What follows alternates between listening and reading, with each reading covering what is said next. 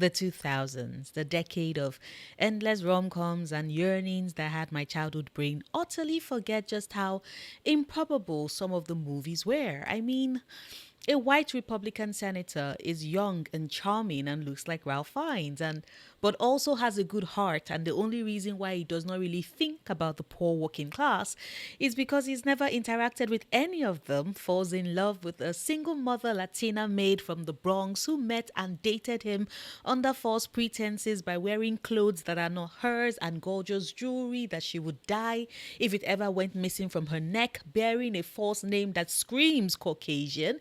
And yes, amidst all the lies and deception, true love prevails for them as we get the ending of our dreams set against the moral teachings from a 10-year-old boy who is obsessed with Richard Nixon, reminding us that mistakes, even when it is one that threatens the very democracy of the nation, are deserving of forgiveness too. Like, you have to admit, Made in Manhattan was wild.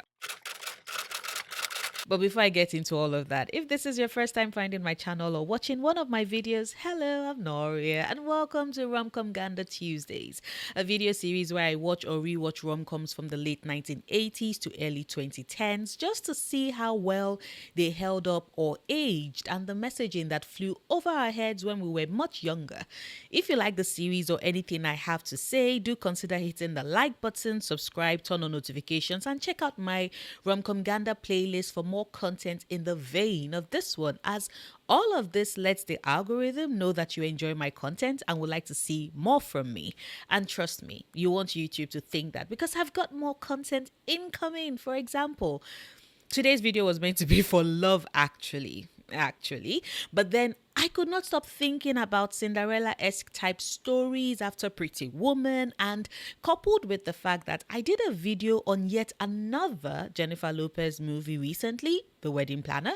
I will leave the link to that particular fiasco in the description bar just in case you've not seen that video yet. But yeah, I decided to do a rewatch of Jennifer's take on the Cinderella storyline and move Love Actually to next week instead, which is apt when you think about it.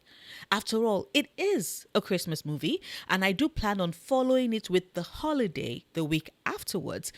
I do need one more Christmas movie to wrap up the year with, however, since I will be taking a 2-week break from the channel for the holidays to recharge. So if you have any suggestions or requests, remember, they must be Christmas centered or aligned romantic movies. Please drop them in the comments so I can add them to my to watch list and pick one as my last for the year. And whilst we're at it, a quick thank you to my lovely patrons and YouTube members whose support have been instrumental in helping me continue to make content, especially since I've been doing this full time since the start of the year that I've been out of paid employment. And a special shout out to Lena and Holly for their extra support. You get all the hearts and kisses too. If you too would like to support me on Patreon or become a YouTube member to enjoy certain perks, even get a shout out, the link to do so is in the description bar. And with that said, let's move on to the synopsis of the movie. Remember, there are timestamps available so you can navigate this video as you so choose. Made in Manhattan kicks off by establishing our core protagonist whose story we are going to be following as she finds love. It is single mother Marissa Ventura, played by Jennifer Lopez, of course, and her precocious preteen son Ty, who is played by Tyler Posey. Yes, the Tyler Posey of Teen Wolf fame. And I have to admit, my mind at this point flashed to his name and wondered if the writer had just written Marissa's son as Marissa's son in the script with no name attached. And when they cast Kid Tyler Posey, the director was like, "Yo, what's your name?" And Tyler was like, "I'm Tyler. My friends call me Ty." And the director went, "That's it. Change the kid's name. We'll call him Ty Ventura. You like that, don't you?" And Kid Tyler smiles and is happy that his character is going to bear his name, unaware that they're about to tie him to the most unserious 10-year-old ever, who has, of all people, Richard Nixon as a role model. Like, what? Anyway, I'm jumping the gun. I apologize. Also giving you a sneak peek into how my ADHD brain works and the weird tangents it likes to take me on. But As I was saying, we open on Marissa getting ready for work as Ty gets ready for school as well. And we establish her as a single mother, putting in the work, trying to care for her son and be there for her mother as well by working at a very ritzy upscale hotel as a maid. We, of course, established that Marissa should be more than a maid. She's competent, she's witty, she knows her shit and gets things done. And her co workers and even her managers, or rather the head butler, love her and her work ethic. It's like Jennifer Lopez wrote it into her contract that she has to be just as successful at being a maid as she was at being a wedding planner. She was like, yo, these hands are rated he for exceptional. And she does do exceptional work as her colleagues keep railing on her continued insistence to not apply for the manager position. And we see that the film is definitely set on making this the tiny little chink in Marissa's armor, her avoidance of what going for the manager position would mean to her. And as a child, I didn't get her reluctance at all, since the film had established it pretty early that she really is good at what she does and is able to anticipate the needs of the hotel guests with a foresight that is mesmerizing to watch. As an adult, though, I understand that fear of putting yourself out there, terrified of what it would mean to be told no, and how that would shatter you, and even more terrified of what it would mean to be told yes, because the responsibility and expectation that would follow would become damning, and the things that you were praised for as you taking initiative when you were lower down the corporate ladder becomes what is expected of you when you rise up a level, as capitalism drains you of everything. Sorry for the Debbie Downer. Anyway, back to the movie. Her colleagues and friends want her to apply for a manager position. Marissa shuts it down as it not being something that she wants. And this is important, mind you, as this becomes a slight issue later on in the film. Anyway, we conclude our glimpse of our titular Maid in Manhattan and get to have our introduction to her love interest, New York State Assemblyman who comes from a political dynasty, think the Bushes, the Kennedys, and who is at the start of the film gearing up to announce his run for U.S. Senator Christopher Marshall, Chris for short, played by Ralph Fiennes, who happens to be one of the guests in the hotel that Marissa works at. And matter of fact, they have a little run-in at the start whilst is taking a leak in the bathroom, but can't really pay much attention to her because, you know, pants her down and my man's got business on his mind, and the sweet release of taking a much needed piss. I mentioned this because Marissa brings up this first meeting and Chris's response to her, which I thought was very unfair to him, and I will get to that later on in the video. Anyway, Chris is slated to announce his senatorial run, and everyone is eagerly awaiting the announcement because he is the darling of the press. Remember, scion of a political dynasty who is charming and charismatic and fairly attractive. I say fairly because, I'm sorry, Ralph Fiennes just doesn't do it for me. I'm still confused about why some parts of the internet find him attractive, because I'm just meh about him. And that, to be honest, carried over to the romance, which once again, I apologize for jumping the gun. I will get to that part shortly. Back to the movie. Chris is beloved by the press because of his work, his family, and the fact that he just had a very public breakup with someone who runs within their circle, and so everyone wants to see who will take up space beside him next. This is very important. We are also introduced to the character of Caroline Lane, played by the ever stunning Natasha Richardson, may her soul continue to rest in peace, who the film establishes as the very portrayal of everything that is wrong with the wealthy elite of society, their dismissal, their refusal to see anyone who doesn't fall within the same class as they are, whilst at the same time expecting them to perform the emotional labor that keeps their lives running smoothly. All of which to say she is dismissive towards Marissa, is very shallow and doesn't think of anyone else but herself. And her friend is an utterly racist piece of shit as well. All of this, though, Marissa takes in stride and adds later to Ty's big speech where he unfortunately freezes on stage, the poor boy. She has a heart-to-heart talk with her son and then brings him back with her to the hotel so that her colleagues can babysit him. A very important decision because, you see, the fairy godmother in this film is a precocious 10-year-old boy as Ty wanders off and happens to run into Christopher Marshall, and the two get to talking because, you see, Ty is is working on his school project and chose Richard Nixon as the subject because this 10-year-old boy, believably, as a 81-year-old politician who resigned from his position as president of the United States in disgrace, as his role model slash topic of fascination. And of course, Chris also likes Nixon, and the two of them start talking about him and through that become friends. I know, unbelievable. Please be aware that would be a fairly consistent refrain from me throughout the entirety of this film. Anyway, whilst chatting, Chris mentions wanting to take his dog for a walk, and Ty wants to go along but needs permission from his mother before he can go off with a stranger, even if said stranger would soon be running for a seat at the US Senate. Ty, fairy godmother, fairy child, brings Chris along to come see his mother so he can help him convince her to let him go with him to walk the dog. It is a stretch, I know, but it doesn't get any more believable. I am sorry. They make it to the room that Marissa is at, and it turns out to be Caroline's room, except Caroline at the moment is not around. Marissa, however, is. And to make matters worse, in a moment of pure whimsy, she had given in to the urgings of her co-worker and fellow maid, Stephanie, who had urged her whilst they were cleaning up Caroline's room to try out the $5,000 Dolce & Gabbana coat that Caroline had told Marissa to return to the store because she did not like it. Stephanie's argument was that since the coat is mid-transit, i.e. Caroline has turned it down, but it hasn't exactly made it to the store yet, it currently exists in a special limbo case where it doesn't actually belong to anyone. So Marissa can try it out. After all, what's the worst that can happen?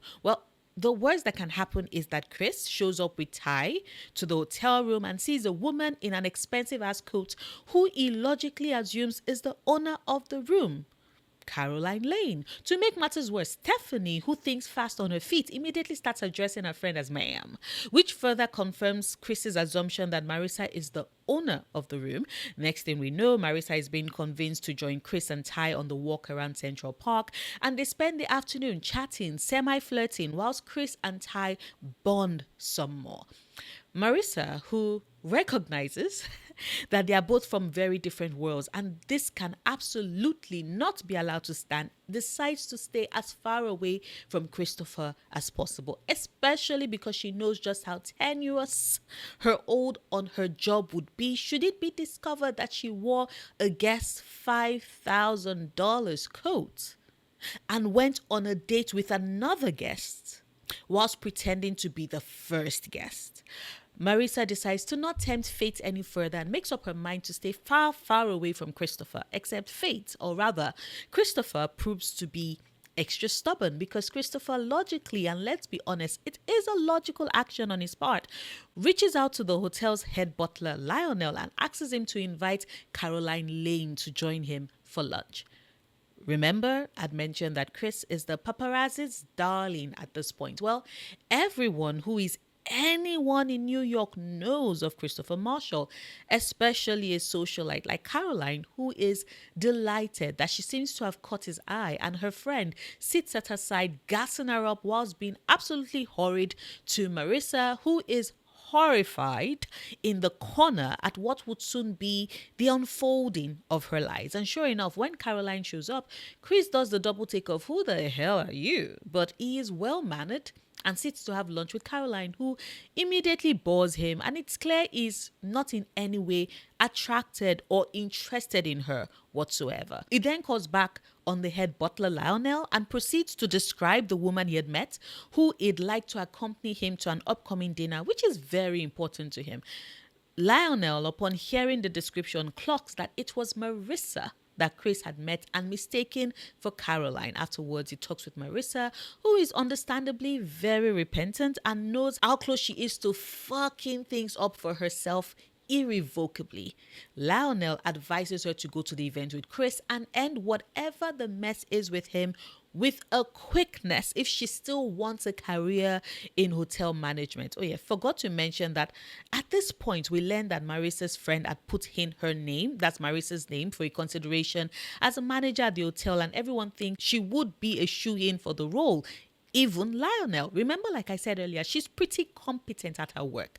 Marissa's mother, however, thinks that her daughter is moving too fast and should not be so focused on stepping above her station so quickly. So that word of caution and worry we established has done quite a lot to erode Marissa's confidence in herself and her pursuit of the things that she wants. And honestly, this was one of the highlights of the movie for me. And I really do wish we had spent more time on that. But alas, we are meant to believe in the romance between Marissa and Chris, which I am not buying because the chemistry between Ralph Fiennes and J-Lo is non-existent at this point. But alas, we return to the romance and Marissa's transformation with the aid of her co-workers at the hotel, all of them across board, mind you, not just the maids, all popping in to help her get everything she needs to be all dressed up in style, including getting her clothes to wear, shoes, her jewelries to accessorize, and her hair and makeup as well. The transformation is stunning and rightfully takes Chris's breath away. He's now convinced she's the absolute love of his life, which, not going to lie, I am still quite confused at the speed of the developing feelings between these two, considering that prior to this, they had only spent like one afternoon in each other's company.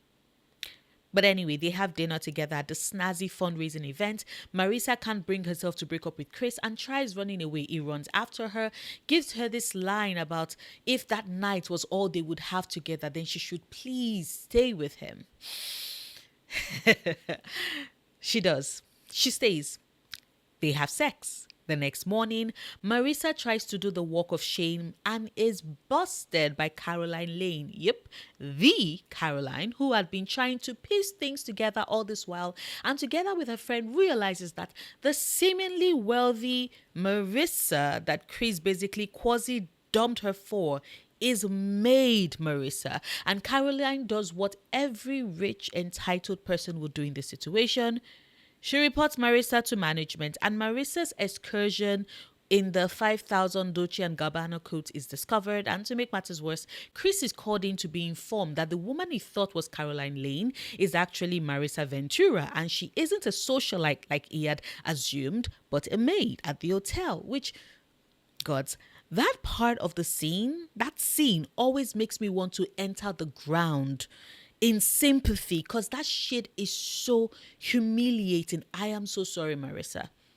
And of course, there's the icing on the cake, which is that Marissa gets fired, which, not going to lie, I was kind of expecting at this point. What I wasn't expecting, however, was for Lionel, head butler extraordinaire, to resign in solidarity with her because of the treatment meted out to her by the hotel. And before he leaves, it gives her a pep talk that basically boils down to, we might serve the rich, but we aren't their servants. Our work is one that requires dignity and respect, and we should be afforded thus and treated that way. And I don't know about you, but I immediately flashed to the scene in The Princess Diaries where Joe tells Mia the Eleanor Roosevelt quote of "no one can make you feel inferior without your consent." I mean, am I the only one who thought that, or is this just my mind telling me that I have gone too long without my yearly rewatch of The Princess Diaries 1 and 2? And I need to fix that. Stat. Anyway, Marissa is fired, and all this while, Chris says absolutely nothing in her defense. And like, I know, the dude is reeling that she wasn't who he thought she was. But come on, my guy, you've only been on like 1.5 dates with her. What did you expect?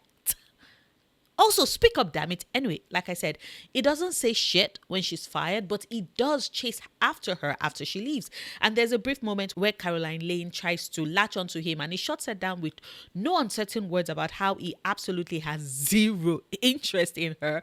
That had me cackle. I am so sorry.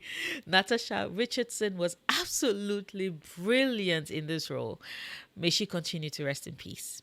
Chris, meanwhile, is able to catch up with Marissa, who rightfully points out that he only noticed her after she'd put on the clothes and trappings of wealth. If she had come as she was, he never would have given her a second look, as evidenced by the fact that in their first interaction/meeting, she had been cleaning his room whilst he was taking a leak, and he never gave her a second look, which I am with Chris on this one. Like, girl, how was he meant to look at you? He was taking a piss. What the hell? Anyway, Marissa walks away, stating that they exist in separate worlds and the two of them stay separate for a while.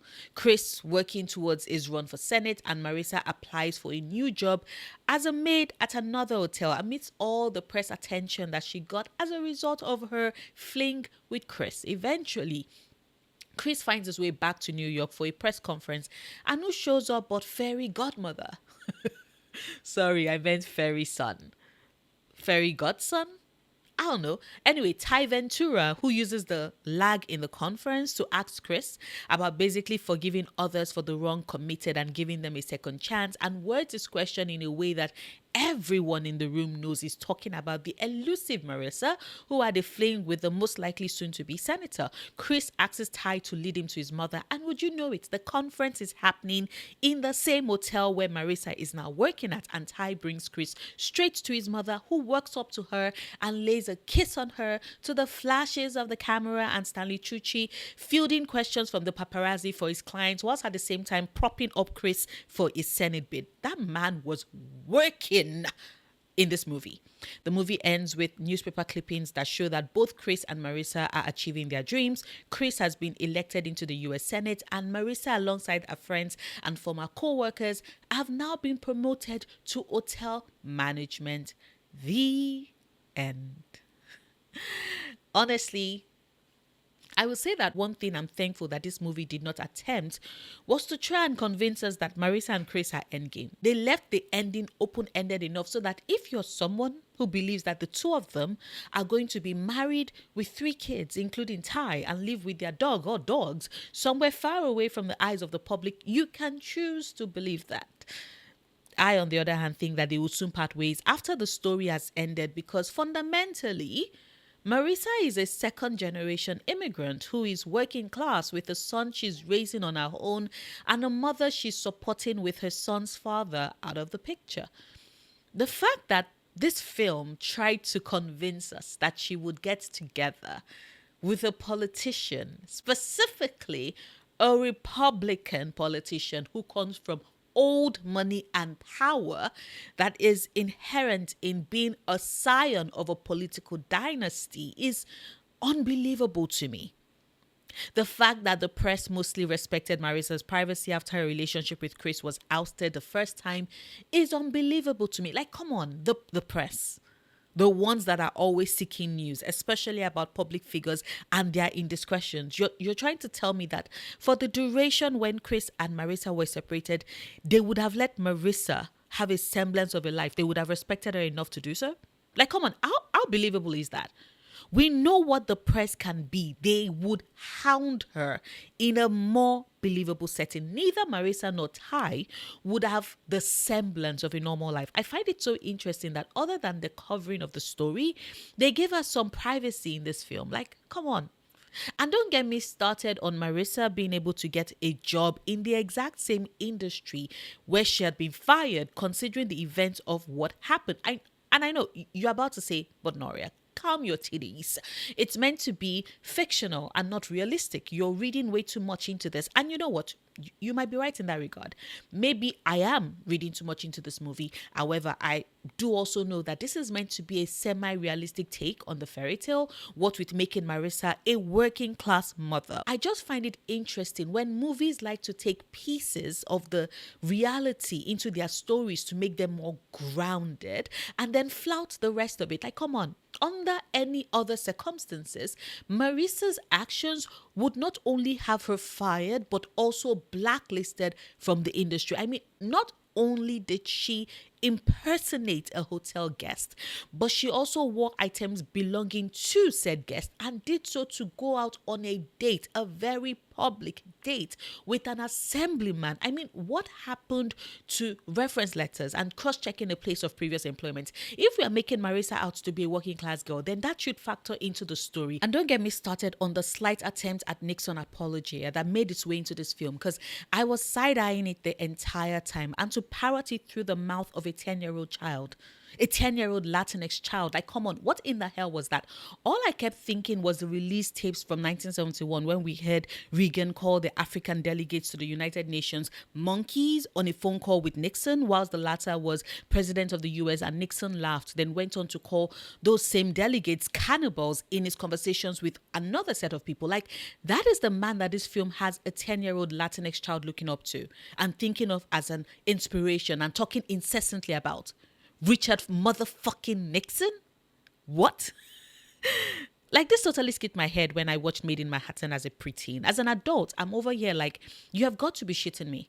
It sits right up there with the working class single mother from the Bronx who rightfully calls out the wealth inequality and disparity present in the country and exacerbated by the elite, falls in love with one of the elite and ends up dressing up like them in order to be seen and noticed, and through diligence and hard work makes her way up hotel management while still actively in a relationship with this man who also happens to be a Republican in 2002.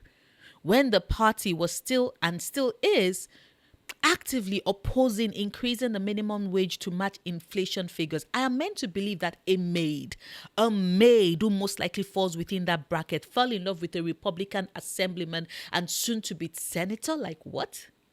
Come on, give me a break. I know this is meant to be a romance, but the outlandishness that is what this film wants us to overlook, because Ralph Fiennes is fairly attractive and J-Lo in this film is stunning, is just wild to me.